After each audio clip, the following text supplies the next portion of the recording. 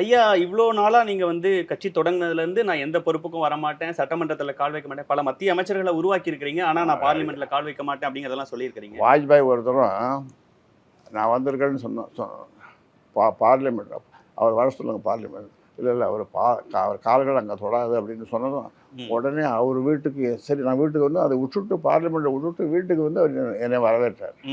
அவர் வீட்டில் காத்திருந்தார். அப்படி இப்படி நிறைய நிகழ்ச்சிகள் இருக்கு.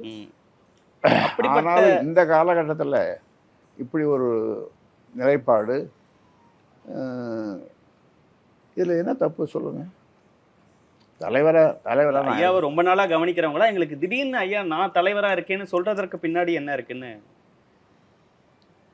அதாவது தலைவராக நான் இருக்கிறேன், செயல் தலைவராக நல்லா என்ன செய்யணும், தேர்தல் வந்து நெருங்கிடுது, செயல் தலைவராக என்ன நல்லா செய்யணும், ஓடுன்னு உற்சாகப்படுத்துவேன் நான்.